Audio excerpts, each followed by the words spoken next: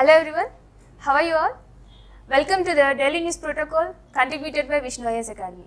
Today we are going to see the news articles of the Hindu newspaper analysis for the date 26th April 2022. If we can see the first news article for the today. Today we are going to see the news articles, those are useful for the prelims and mains as well, and also at the end of the session we are going to see the MCQ of the day. So let us see the first article of the day, Household Consumer Expenditure Survey. It is recently released by the NSO, National Statistical Office. An All India Household Consumer Expenditure Survey is conducted by the NSO. It helps to assess the poverty levels and also the consumption patterns of the households of the country. So depending on that, we can decide the economic trends and growth in the economy can be studied, and further objectives and targets can be put based on these reports. So if you can see the background of this report it has been released in the past very regularly, but before 5 years it has been stopped. The release of this was stopped. Why? Because there were some issues right from after the 2017. The last report of NSSO of that consumption expenditures was released in the year 2011 and 12, which was made public. But after that, such a report was already also released in the year 2017, but that wasn't made public because of some quality issues of that report. So let us see why there is that much long gap. Now that report is going to be released in the year 2022 in the month of July. So let's see the reason for that. Because of some mistakes and also some quality level discrepancies, the government has stopped the release of that report. So hence the 2017 report was not released. In that scenario, if we can see any benefits or any useful characters of that report, it will help to measure the employment and the consumer spending levels, and also it will help to estimate the poverty levels and the rebased GDP and to make the private investment decisions. So based on all this, why? Because if we consider a family and its consumption and its earning, so depending on the amount of the earning of that family, the consumption patterns will depend, right? So like that, if we can consider the consumption patterns, consumption levels can be estimated, that growth patterns and all these patterns, the investment decisions and the poverty levels of that economy can be estimated very well. Hence, reports such that these consumption reports are very much important for the growth of any economy. So now the government is promising to examine all the feasibilities after incorporating all data quality refinements. So after reducing all these issues, this report is going to be released in the year 2022. Moving forward, let's see the next news article, the goal of an energy secure South Asia. The energy security is well promising in the area South Asia. What is the scenario going there? The South Asian countries like Bangladesh, Bhutan, Maldives and Sri Lanka, India and Pakistan, all these countries are going under the energy security patterns. So if we can consider these countries, these 4 countries have achieved the 100% electrification. That is a very wonderful achievement, right? Achieving 100% electrification is a very miraculous thing. And if we can consider the scenario of India and Afghanistan reached till almost 95%, like 94.94 till 98%. These 2 countries have achieved. If you can see the Pakistan, it is around 70%.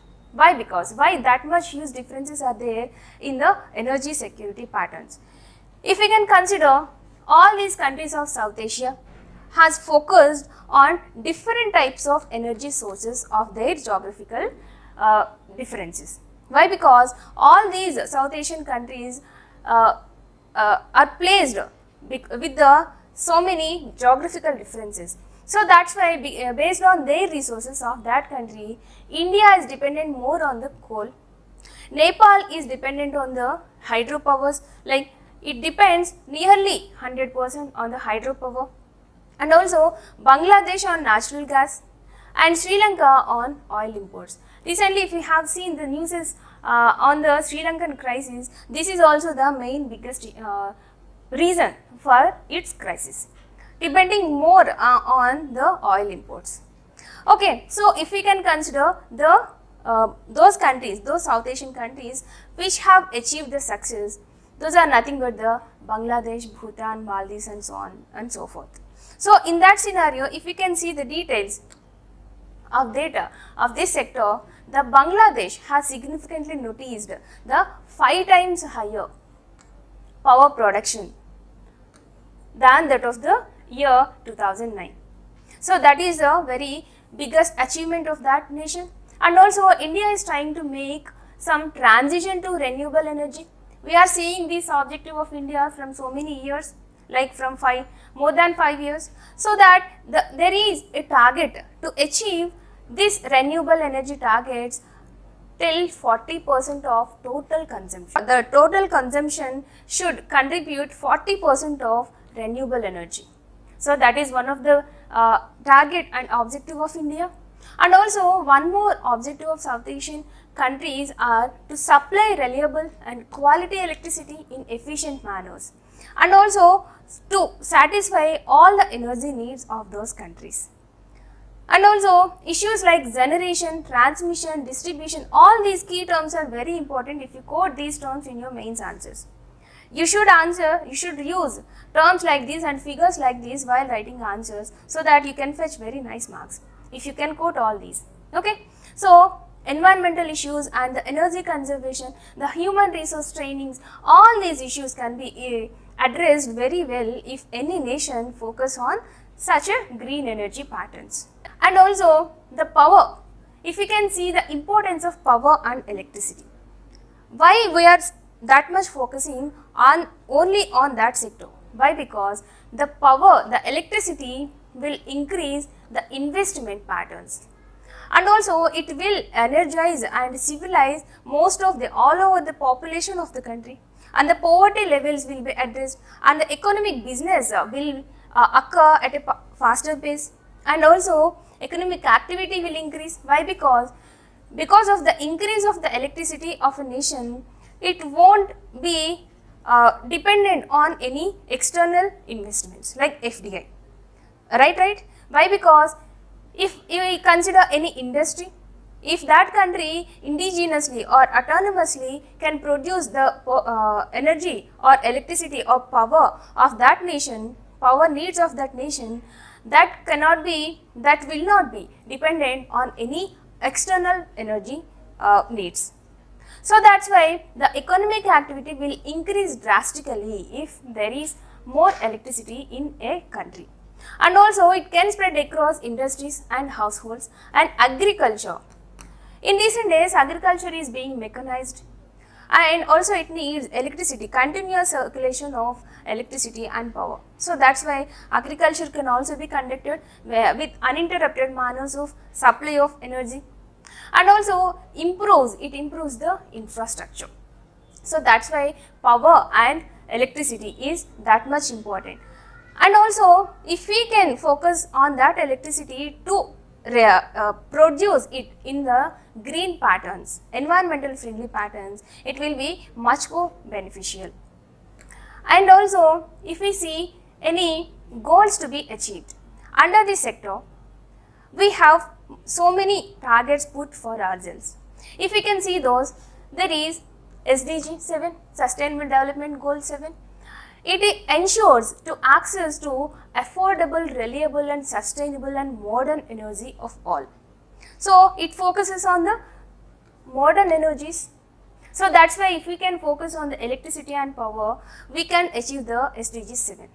And also India pledges to move towards the renewable energy of percentage of 40% of total energy consumption. And also there is one more target, is that to achieve net zero by the year 2070. What is the net zero here? It is nothing but to eliminate the difference between the production of the greenhouse gases and the removal of those produced greenhouse gases. So, to eliminate, to reduce that difference between the production and the elimination of greenhouse gases, that is nothing but to achieve the net zero. So, to achieve such a net zero by the year 2070 is the target put by India under the Conference of Parties 26 that was conducted in the Glasgow in the year 2020. Right? So, in that backdrop, India has also put a target that to achieve the 500 gigawatts by the year 2030. Earlier it was put till to achieve 450 gigawatts, now it is revised by the Indian government to achieve 500 gigawatts by the year 2030. And also it can be done through solar driven electrification to achieve some renewable energy targets. And the annual power demand for India is increased by 6%. In that scenario, we have to achieve all these targets to fulfill these energy demands of India. As Indian population is increasing day by day and as Indian economy is developing day by day, as we are moving towards the development of developed nations, the energy needs and demands are increasing year by year. That is nothing but noticed as 6% in recent data. So that's why all these targets are to be achieved in by the target years like 2030 and 2070. And also if we can see the green growth and green energy. What is the green growth and green energy? Are nothing but to focus on the renewable energy patterns and also to produce, to utilize the energy in environmental friendly manners so that to eliminate any environmental pollutions. So that's why South Asia has vast renewable energy sources. Why? Because South Asia is focusing that much on green growth is because it is having vast renewable energy sources. Those are nothing but the hydropower, solar, wind and geothermal and biomass as well.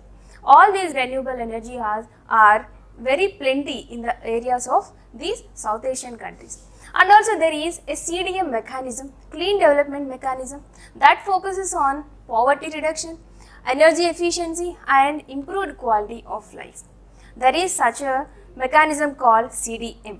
It is also focusing to achieve that green energy efficiency techniques. And also the region is moving towards the green growth. The rooftop solar panels utilized and implemented by the country Bangladesh are showing such a good results to achieve some green energy techniques. Okay, with this let's move on to the next topic. It is nothing but Regional Energy Cooperation Framework in 2014. There is a regional trade in that sector, like in energy, green energy sector. It was framed by the organization SAARC, South Asian Association of Regional Cooperation. But it was not implemented well. Why? Because we know that the objective under the SAARC were not that much successful. So that's why a bilateral and multilateral energy trade agreements were being signed as an alternative to that SAARC agreements. So, if we can see some such bilateral and multilateral energy trade agreements, we have many such agreements among the South Asian countries. Some important of them are that in between India and Nepal, there are petroleum pipeline deal. There is a petroleum pipeline deal. There is a huge project constructed between India and Nepal to share those petroleum energies in between these two countries. And also there is an agreement, venture agreement between India and Bhutan in the area of hydroelectric power sector. Hydroelectric joint venture is signed between the countries India and Bhutan. And also between Myanmar and Bangladesh, there is India gas pipeline. These are very much important. If you quote these things in your answers, as I am telling again and again, these are very important and will fetch the concentration of the examiner to your answers. Okay. And also between Bangladesh and Bhutan and India and Nepal, it is very much important. Why? Because it is a sub-regional group framed, that is nothing but BBIN. The Bangladesh, Bhutan, India and Nepal. Between among all these four nations, there is a framework for energy cooperation as well. Okay, and also between Turkmenistan and Afghanistan and Pakistan and India, it is called as Tapi pipeline. It is also very much important. That pipeline is being framed and under development. It will focus on to share the energy requirements of these four nations, and recently it is planned to extend it till the nation Bangladesh. So all these are the framework and agreements under this energy sector till now to be noticed. So with having a knowledge of all this discussion, now we know that energy sector in the green growth is very important for economic growth of any sector. Hence, the nations of South Asia are focusing very nicely in that sector, and very majority of the South Asian nations have already achieved the 100% electrification. So India is also in that lines to achieve that green growth, and India is also having such a targets to achieve all those green growth energy sectors. Okay, so let's move on to the next topic of the day, that is nothing but angering inflationary expectations. We have seen some crises, and COVID crisis, war crisis and energy crisis. All these crises are going on. So considering all these, our inflation trends are going higher and higher, and the economy is fluctuating a lot. It is slowing down because of the crisis, and also it is going in the faster pace in some developed countries, and because of that other nations like developed and underdeveloped nations are getting suffered. So in this scenario, if we should consider on the inflationary patterns, recently RBI has released a report called Inflation Expectation Survey of Households. That is nothing but the IESH for the year 2022. In that, what it has told that is that inflation is going higher and higher. The higher inflation results in potential fall on purchasing power. The main objective of this report is saying that the higher inflations are the purchasing power of the consumers of that nation. So hence, if we can see a well-known statement told by the well-known economist Milton Friedman, he said that inflation is taxation without the legislation. We can consider that. Why? Because inflation goes and it trends will go up and down depending on the market scenarios. But hence it is like a taxation. It goes higher and lower without any legislation on that. That is the main concept and meaning of that quotation said by the famous economist. So hence it is the baseline of this survey. So hence why we are studying this concept here. On the other hand, increased wages increases the cost of production as well. Thus, it plays a pivotal role in determining the inflation. And hence, if we can see the inflation trends, as they are going higher, it will alter the wages of the people. So, if there are any increase in the wages, it will increase the cost of production, and hence the cost of production will again influence the inflation as well. So these are the main 2 points told by this survey. Okay, after learning this, let us move on to the next topic of the day, that is nothing but regarding the Kuril Islands. What are the Kuril Islands? Where are they situated? Kuril Islands are nothing but a group of 4 islands. A group of 4 islands situated at the North Japan. Northernmost part of Japan are occupied by these 4 islands. There is a dispute between about the sovereignty of these islands between the nations Russia and Japan.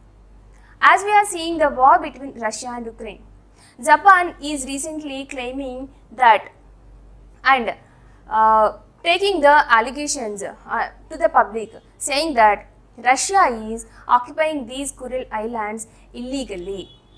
So that is the statement given by the Japan recently. So in that scenario, we have to learn regarding the Kuril Islands. So Japan calls them as the northern territories, and the Russia calls them as the South Kurils. You have to know these points also. Why? Because if a question comes calling these as northern territories, you should be in a position to put it as a right statement. Okay, if you can see the details of Kuril Islands, a set of 4 islands situated between the Sea of Okhotsk and the Pacific Ocean. So, if you can see the map of these Kuril Islands, these are situated here. If you can see the map here, it is the map showing Russia here, it is the China here, below that we have Northern Korea and Southern Korea. Okay, so here if you can see Japan is situated here, an archipelago of Japan is situated at the southeastern direction of China. In between these we have Sea of Japan here. Okay, Sea of Japan is here and the Sea of Okhotsk is situated here, right below the Russia, and the Kuril Islands is here between the Sea of Okhotsk and the Pacific Ocean. It is very important. The situation of Kuril Islands is very important, and also these Kuril Islands comprises the 4 islands. Those are situated north of this Japan. It is the north direction of Japan, right? So hence, if we can see the Kuril Islands in detail, it is the northern state of Japan, Hokkaido. So it is the northern. It is this part. Okay. So north of that, these are all the 4 islands. The group of Kuril Islands are these. The first one is the Ituruk. The second one is the Kunashir, and the third one is the Shikotan, and the fourth one is nothing but the Habomai. Okay, all these 4 islands together are called as the Kuril Islands, right? So if we can see a treaty here, before moving to that, it is the Sakhalin Island. The place and position of that island is also important. The Sakhalin is situated north to these Kuril Islands, in the beside the ocean, the Sea of Okhotsk. So after learning all this, let us see some treaties between the Japan and Russia. What happened there? Why is there the dispute between regarding the Kuril Islands between Japan and Russia? What Japan is saying is here is that the Shimoda Treaty of 1855 and the 1875 Treaty of the Exchange of Sakhalin is saying that the Kuril Islands, the sovereignty of the Kuril Islands belongs to the Japan. Here, under this treaty, the Treaty for Exchange of Sakhalin, the Sakhalin territory is given to Russia by the Japan in return of the Kuril Islands to the Japan. Okay, Japan will give the Sakhalin Islands to Russia. In return to that, these Kuril Islands should be given to Japan by the Russia. Clear, right? So, but that treaty was signed, but Russia didn't give that sovereignty of Kuril Islands completely to the Japan. That is the claim of Japan. The stand of Japan is that. And also there is one more treaty called as Portsmouth Treaty of 1995. These are all were conducted, but Russia is saying that under the Yalta Agreement 1945, and also after that a declaration, Potsdam Declaration in the year 1945, because of all these treaties, Russia claims that the Kuril Islands belongs to Russia only. So that is the Russia stand. So, and also the San Francisco Treaty of 1957 is legal evidence. Russia is saying that that treaty would be a legal evidence that Japan had acknowledged Russian sovereignty over those Kuril Islands. Under this treaty, Russia is claiming that Japan only given that sovereignty. It has acknowledged the sovereignty of Russia to give those islands to the Russia. So that is the Russian stand. But After so many years of these treaties and negotiations and discussions, the sovereignty of those Kuril Islands was not yet decided. So, if we can consider a peace treaty under the year 1956, Russia has told that it will give the sovereignty of these two islands to the Japan. We have learned that Kuril comprises of a group of 4 islands, right? So, here these are the 4 islands. Under these, the Shikotan and Hibomai. These 2 islands would be given to the Japan by Russia, and these 2 would be kept with the Russia. This plan was told by Russia to Japan under the 1956 peace treaty, but Russia didn't agree to that. So hence that treaty was not signed by both the parties. Since then, the issue was like that only, unresolved from then onwards. And now, why it was in news is because Japan is again claiming that Russia is illegally occupying those Kuril Islands, which have to belong to the Japan. So that's why we are learning about the Kuril Islands. So now let's move on to after learning all these points and map points, try to remember, try to practice all these map points. Why? Because you will get some prelims questions under this, under the geography section. So learn all these things and revise well and practice well. So moving forward, let us see the next news article, Anganwadi workers entitled to gratuity. What are the Anganwadi sectors and Anganwadi workers? Those are nothing but the ground level workers, grassroots levels workers, which can bridge between the government and the beneficiaries. They work in the ICDS. What is the ICDS? The Integrated Child Development Program scheme, which is being implemented to protect the food security.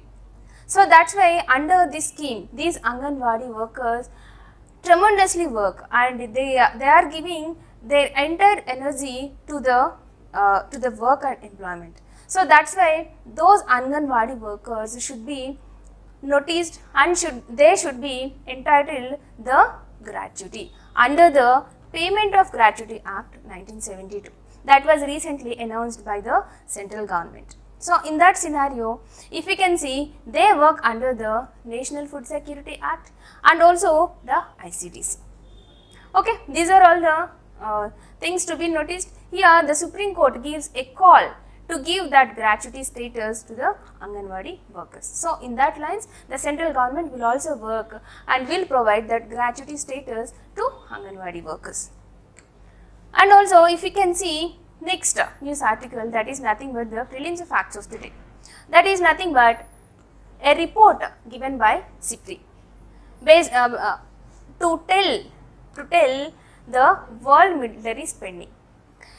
As per the SIPRI report, the Stockholm International Peace Research Institute, India stood at the 3rd highest position in the military expenditure.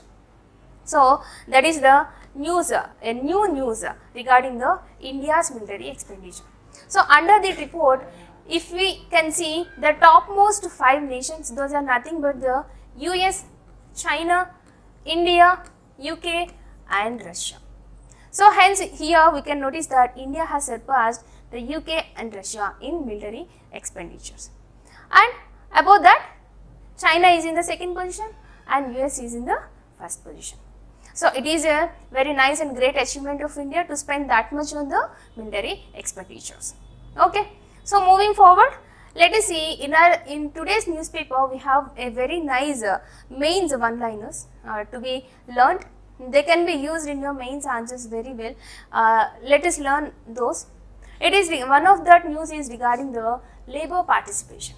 If you get any question regarding the labor and labor participation, any such that under the paper 3, that GS3, okay. So under that paper you can use some facts like this.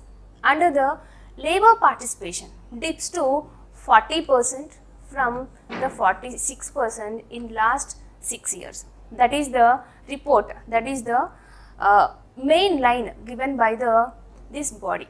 This is nothing but Center for Monitoring Indian Economy. The CMIE has told that the labor participation has reduced.